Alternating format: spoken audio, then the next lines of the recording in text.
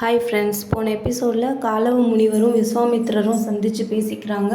விஸ்வாமித்திரர் என்னோட குருதட்சணை நீ எப்போ தான் கொடுக்க போகிறேன்னு கோவப்பட்டு கேட்குறாரு. அதற்காக காலவ முனிவரும் மாதவியும் அயோத்தி நோக்கி புறப்பட ஆயத்தமாகறாங்கன்னு பார்த்தோம்.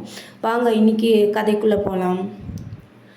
மாதவி நீராடிட்டு கவலையோடு உக்காந்துருக்காங்க.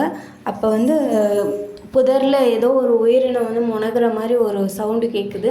அது என்னென்னு மாதவி போய் பார்க்குறாங்க. ஒரு மான்குட்டி உயிருக்கு போராடிட்டு இருக்கு. அது என்னன்னு சொல்லி உத்து போய் பார்க்குறாங்க.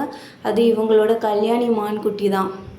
அது பார்த்து ரொம்பவே அதிர்ச்சி ஆயிட்டாங்க. கல்யாணி எப்படி இங்கே வந்தா அப்படின்னு அவங்க யோசிக்கும்போது காலவ முனிவரோட கிளம்பணும்னு முடிவானதுக்கப்புறம் மாதவி கல்யாணியை பற்றி யோசிக்கவே இல்லை. அவங்க மறந்தே போயிட்டாங்க. இந்த நிமிஷம் வரைக்கும் கல்யாணி அவங்க ஞாபகத்திலே இல்லை.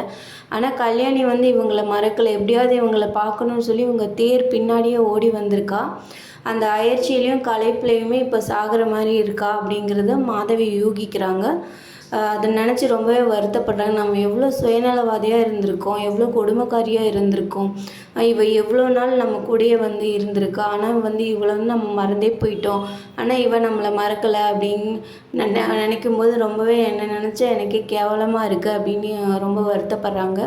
அப்போ காலவ முனிவர் வராங்க. இது என்ன மான்குட்டி அப்படின்னு கேட்குறாங்க.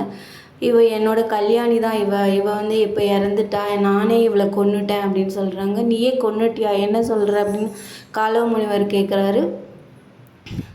இவ எனக்காக தான் என் தேர் பின்னாடியே ஓடி வந்திருக்கா. அந்த களைப்பில் இப்போ சாகிற மாதிரி இருக்கா அப்படின்னு சொல்கிறாங்க. அப்புறம் நதிக்கரைக்கு கொண்டு போய் தண்ணீரெல்லாம் கொடுத்து பார்க்குறாங்க. ஒரு பிரயோஜனமும் இல்லை. கல்யாணி இறந்து போயிட்டா. நான் என்னையும் உங்களையும் இணைச்சதே இவ தான். இவ தான் வந்தா. இவளை தான் நான் அனுப்புனேன். ஆனால் நான் இவளை மறந்தே போயிட்டேன் நீங்கள் கிடச்சதும். ரொம்ப வருத்தமாக இருக்குன்னு மாதவி சொல்கிறாங்க. அதுக்கு காலவ முனிவர் சொல்கிறாரு, சரி ஆனது ஆயிடுச்சு, வா நாம் கிளம்பலாம், நம்ம வேலையை பார்க்கலாம், இங்கேயோ உக்காந்துட்டு இருக்க முடியாதுன்னு சொல்கிறாரு. அதுக்கு மாதவி ரொம்ப கோபமாக சொல்கிறாங்க, அதுக்காக இவளை இங்கே இப்படியே விட்டு வர சொல்கிறீங்களா? நான் ஈமிக்கிறையாவது பண்ணிட்டு தான் நான் வருவேன், இல்லைன்னா நான் எங்கேயுமே வரமாட்டேன்னு மாதவி சொல்கிறாங்க. காலவ முனிவரும் சரி உன் இஷ்டப்படியே செய்ய, நான் காத்திருக்கேன் அப்படின்னு சொல்லி காத்திருக்கிறாங்க.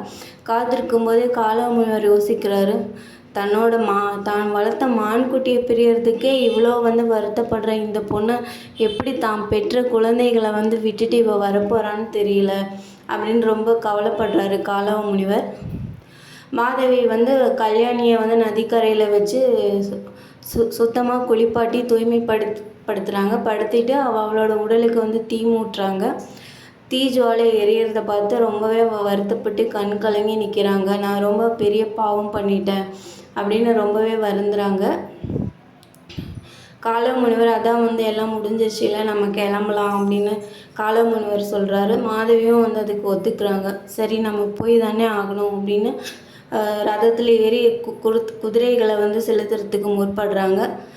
கிளம்பும்போது அந்த தீ ஜுவாலையே பார்த்துட்டு வருத்தத்தோடு கிளம்புறாங்க. நன்றி. அடுத்த எபிசோடில் மீட்